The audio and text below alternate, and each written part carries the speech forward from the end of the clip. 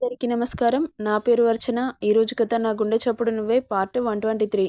ఆమె మాట్లాడుతున్నంత సేపు అతడు కళ్ళల్లోకి సూటిగా చూస్తుంటే ఆమె చూపుని పసిగట్టలేనంత అమాయకుడైతే కాదు అతడు.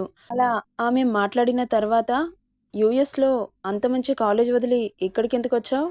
అనగానే మా డాడ్‌కి యూఎస్ నుండి ఇండియాకి ట్రాన్స్‌ఫర్ అయింది sir. Okay. I will see. You can go అని ఆమె సర్టిఫికేట్స్ చెక్ చేస్తూ చెబుతాడు. అటువైపు తిరిగి ఉన్న హర్షని చేతితో ఇలా అని ముద్దు పెట్టుకుంటుంది మైథిలి. ఆమె బిహేవియర్ ఎక్కడో తేడా కొడుతుంది హర్షకి. బట్ బాబు ఎవరిని అంతలా పట్టించుకోడు కాబట్టి లైట్ అన్నమాట.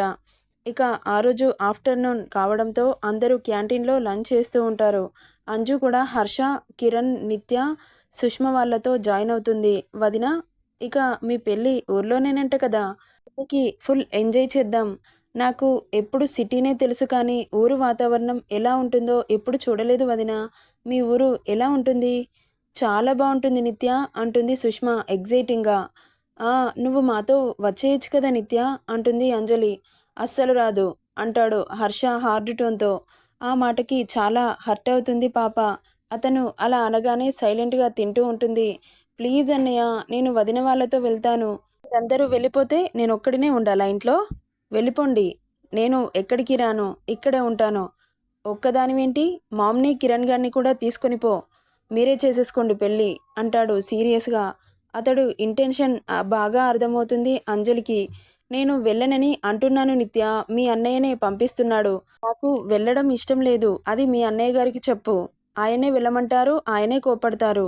ఒక్కడినే ఉండమని నేను చెప్పానా? నేను ఇక్కడే చేసుకుంటానని చెబుతున్నా వినట్లేదు. దానికి నేనేం చేయాలి? అంటుంది ఉక్రోషంగా. వీటికేం తక్కువ లేదు కానీ తిను నిత్య అంటాడు హర్ష. బాబోయ్! వీళ్ళిద్దరి మధ్య నేను ఇలా ఇరుక్కుపోయానేంటి? అనుకుంటుంది నిత్య. హే ఆపండి మీ గొడవ. మా చెల్లి ఇక్కడే చేసుకుంటానంటుంది కదరా! నీకేంటంట అంత బాధ? పంపించడం ఇష్టం లేకపోతే పంపించకుండా ఉండాల్సింది. అనగానే నువ్వు మూసుకో బే. హా! ఇలా బెదిరించి మా నోర్లు మూసేస్తావు. ఈ మధ్యలో నీకు మీ చెల్లెలి గారికి బాగా ఎక్కువ అవుతుందిరా. కాస్త తగ్గించుకుంటే మంచిది అనగానే గుర్రుగా చూస్తుంది అంజు. ఇక తినడం ఫినిష్ కావడంతో అక్కడి నుండి వెళ్తుండగా అంజు సడన్‌గా కింద పడిపోతుంది. పక్కన మైథిలి చూసి అయ్యో అంజు అంటూ కంగారు నటిస్తూ ఏమైంది? అంటూ కింద పడ్డ తనని లేపుతుంది. అంజుకి మైతు మీద అనుమానం వస్తున్నా ఆమె అలా ప్రవర్తించేసరికి ఏమనాలో అర్థం కాక సైలెంట్‌గా ఉంటుంది. హర్ష, కిరణ్, నిత్య, సుష్మ ముందు వెళ్తుంటే కాస్త వెనుక వెళ్తున్న అంజు కాలికి ఆమె కాలు అడ్డం పెడుతుంది. ముందు చూస్తున్న అంజలి అంతా అబ్జర్వ్ చేయదు. సడన్‌గా జరిగిన చర్యకి ఎలా పడ్డానో అర్థం కాక అయోమయంగా చూస్తూ ఉంది. అక్కడున్న వాళ్ళందరూ అంజలిని చూసి నవ్వొస్తుంటే అంజు అంటే ఇష్టం లేని వాళ్ళు ముసిముసిగా నవ్వుకుంటూ హర్ష గురించి తెలిసి మౌత్ మ్యూట్ చేసుకున్నారు. కానీ లోలోపల మాత్రం హ్యాపీగా ఉంది అంజు పడినందుకు. మైథిలి కూడా చిన్నగా నవ్వుకుంటూ అది బయటకు కనిపించనివ్వకుండా కవర్ చేస్తూ ఆమె మీద సింపతి చూపిస్తుంది.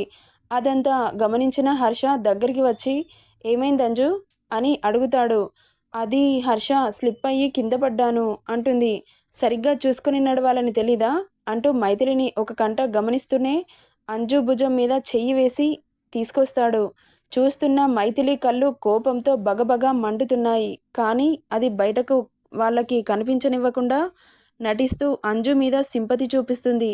హర్ష ఆమెని సీరియస్‌గా చూసి అంజుని తీసుకొని అక్కడి నుండి వెళ్ళిపోతాడు. అందరూ ఎవరి క్లాస్‌లోకి వాళ్ళు వెళ్ళిపోతారు. ఇక ఆఫ్టర్‌నూన్ క్లాసెస్ స్టార్ట్ అవుతాయి. లెక్చరర్ లెసన్ చెప్పి వెళ్ళిపోగానే స్టూడెంట్స్ కూడా ఒక్కొక్కరిగా వెళ్ళిపోతారు. హర్ష వెళ్తుండగా సార్ అంటూ పిలుస్తుంది మైథిలి.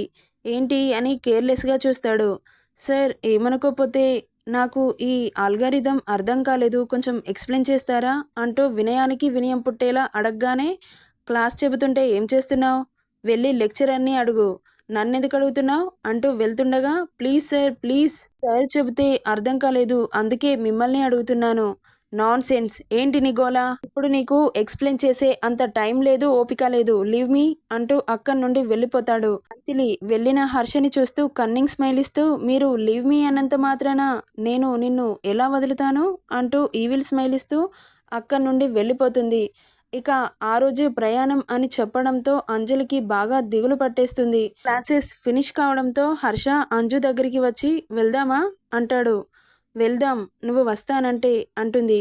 అదేంటి? నేను వచ్చిందే నిన్ను తీసుకెళ్ళడానికి కదా! నువ్వు వస్తానంటే అంటావు? అనగానే, నేను అనేది మన ఇంటికి కాదు శ్రీనివాసపురంకి అనగానే బాబుకి లోపల హ్యాపీగా ఉన్నా బయటికి చిరుకోపం ప్రదర్శిస్తూ ఏడ్చవలే కానీ పద వెళ్దాం లేట్ అవుతుంది. మీరు వెళ్ళేసరికి మళ్ళీ లేట్ నైట్ అవుతుంది అంటూ ఆమె చెయ్యి పట్టి కార్ దగ్గర విసురుతాడు. అతడికి కూడా వాళ్ళు వెళ్తుంటే బాధగా అనిపించి ఆ బాధని ఆ రూపంలో తన మీద కోపంగా చూపిస్తున్నాడు. మూతి ముడుచుకొని కూర్చుంటుంది పాప. ఆమెని అలా చూస్తుంటే ముద్దుగా అనిపిస్తుంది కానీ తనని చూస్తూ వెళ్ళనివ్వనేమో అన్న సెన్స్‌లో ఆమెను చూడకుండా డ్రైవింగ్ మీద దృష్టి పెడతాడు. తనని 3 డేస్ చూడకుండా ఉండడం అతడి వల్ల అవుతుందా అన్న ప్రశ్న అతడి మైండ్‌ని తొలిచేస్తుంటే అంజు మాత్రం కళ్ళ నీళ్లతో ఆ బాధని తగ్గించేసుకుంటుంది. కానీ బాబు అలా ఏడవలేడు కదా! అతడి మనసులో ఫీలింగ్స్‌ని కష్టంగా అదుపు చేసుకుంటూ అంతలో ఇల్లు రానే వచ్చింది. ఆల్రెడీ ఇంటికెళ్ళిన సుష్మా, నిత్య మీరేంటి వదినా ఇంత లేటయింది అంటుంది నిత్య. ఆ మాటకి చిన్నగా నవ్వి మూడీగా ఇంట్లోకెళ్తుంది. వెళ్ళేసరికి అందరూ రెడీ అయి ఉంటారు. అంజు వెళ్ళి రెడీ అయ్యిరా అమ్మా అంటుంది సింధుజ. సింధుజ అలా అనగానే అంజు కళ్ళ నీళ్లతో రూమ్‌కి వెళ్తుంది. అంజుని గమనించిన హర్ష ఆమె అలా వెళ్ళగానే వెనకే వెళ్తాడు. అంజు రెడీ అవ్వకుండా కింద కూర్చొని బెడ్ మీద తల ఆంచి దిగులుగా కూర్చుంటుంది. టక్కున భుజం మీద చెయ్యి పడుతుంది. తల తిప్పి చూస్తుంది అంజు. ఆమె భుజం పట్టి పైకి లేపి ఆమె మోముని 2 చేతుల్లోకి తీసుకొని, ఎందుకు ఫీలవుతున్నావు బేబీ? ఒక 3 డేస్ ఓపిక పడితే పర్మనెంట్‌గా నా దగ్గరే ఉంటావు కదా! డోంట్ వర్రీ అని వస్తున్న ఆమె కన్నీళ్ళని తుడుస్తూ, డోంట్ క్రై మన పెళ్లి లైఫ్ లాంగ్ గుర్తుండిపోవాలి. ఈ మూమెంట్స్‌ని ఎంజాయ్ చెయ్యి. నేను ఎక్కడికి వెళ్ళను. నువ్వు కూడా ఎక్కడికి వెళ్ళట్లేదు. జస్ట్ తనువులు దూరంగా ఉంటాయేమో కానీ మన సోల్స్ మాత్రం ఒకే దగ్గరుంటాయి. ఓకే. Don't feel. ఆమెను గట్టిగా హగ్ చేసుకొని ఆమె లిప్స్‌ని గాఢంగా ముడివేస్తాడు. ఆ ఇద్దరి మధ్య 3 రోజుల ఎడబాటుని ముద్దులో తీర్చుకొని కష్టంగా వదులుతాడు. ఆమె అతడి గుండెలకి కరుచుకుపోయి అతడి గుండెల నిండా ముద్దుల వర్షం కురిపిస్తుంది. అంజలి లగేజ్ అంతా సర్దుతాడు హర్ష. అతడి అనంతమైన ప్రేమకి ఏం పేరు పెట్టాలో అర్థం కాక అతడిని ప్రేమగా, ఆరాధనగా చూస్తూ అక్కడి నుండి సింధుజ పిలుస్తుండడంతో కిందికి వస్తారు. అందరూ రెడీగా ఉండడంతో 2 కార్లలో లగేజ్ అంతా సర్దించి దగ్గరుండి పంపిస్తాడు. అత్తయ్య వెళ్ళొస్తాను అని ఆమె కాళ్ళకి నమస్కారం చేసి హర్ష దగ్గరికి వస్తుంది. అతడికి ఏం చెప్పాలో అర్థం కాక అక్కడి నుండి కార్లో కూర్చుంటుంది. కార్ స్టార్ట్ అవ్వగానే విండో గ్లాస్ దింపి అతడిని చూస్తూ ఉంది. హర్ష కూడా ఆమె మీద నుండి చూపు మరల్చకుండా కనుమరుగే వరకు చూస్తూ ఉంటాడు. "వద్దు వెళ్ళొస్తాను" అంటుంది లక్ష్మి.